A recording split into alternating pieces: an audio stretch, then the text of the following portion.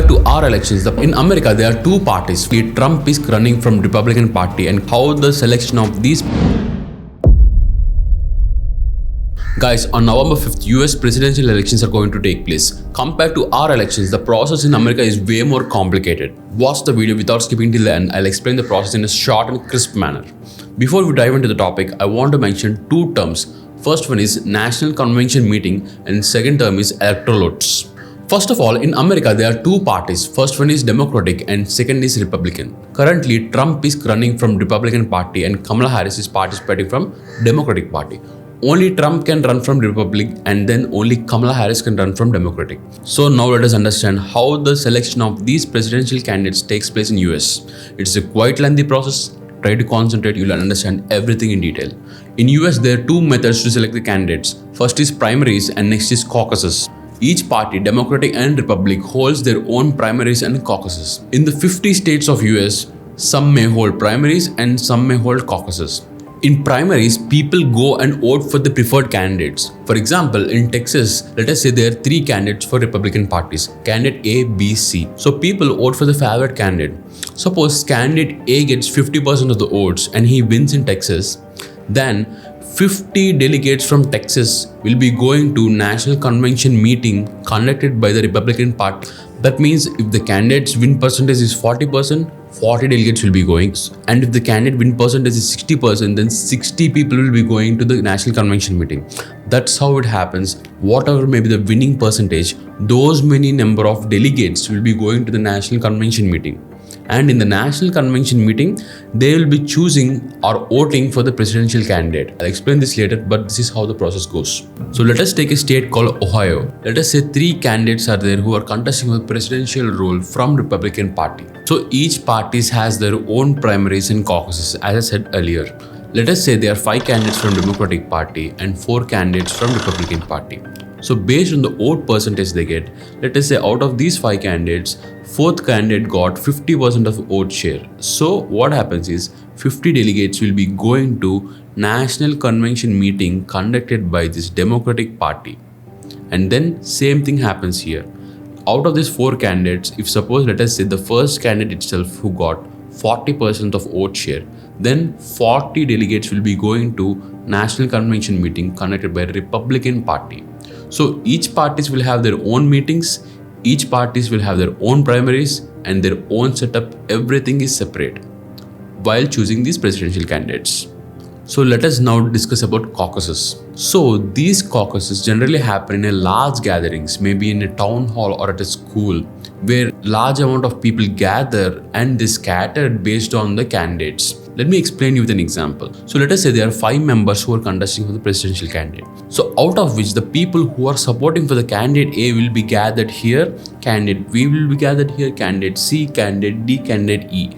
So the people will scatter themselves based on the candidate they choose. So they form a group among themselves.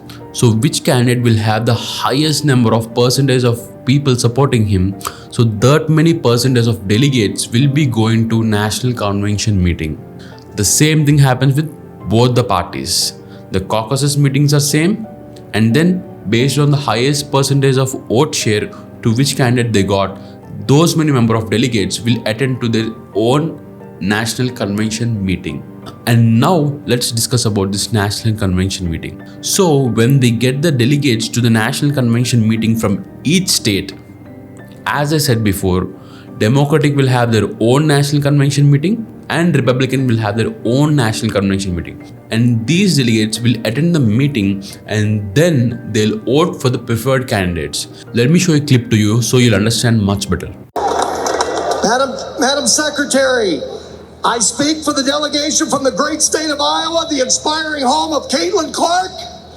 And Madam Secretary, the great state of Iowa proudly cast all of its 40 votes for President Donald J. Trump.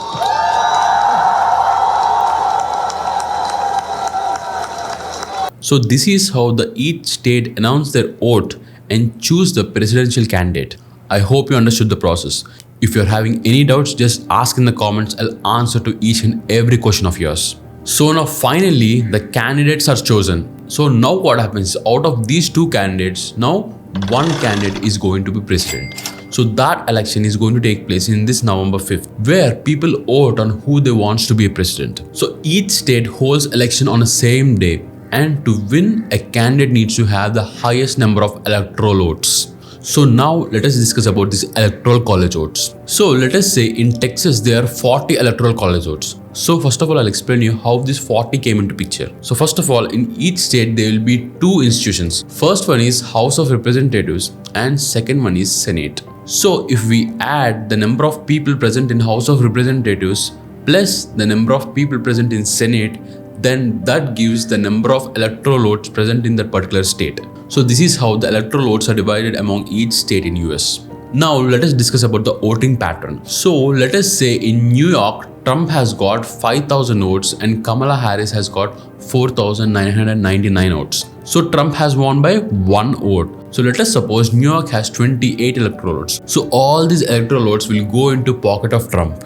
So Trump will be bagging all the 28 votes in New York. So let us say in New Jersey, Kamala Harris has got highest number of votes. Then the number of electoral votes present in the particular state, all the electoral votes will be backed by Kamala Harris. So finally, who will have the highest number of electoral votes will be the president of US. So the total number of electoral votes are 538. So out of which a candidate should get 270 or 270 plus to become the president of US. So this is how the process of election in US is. If you have any questions, ask in the comments. The main goal of our channel is continuous learning and growth. So let's keep learning on daily basis. See you soon.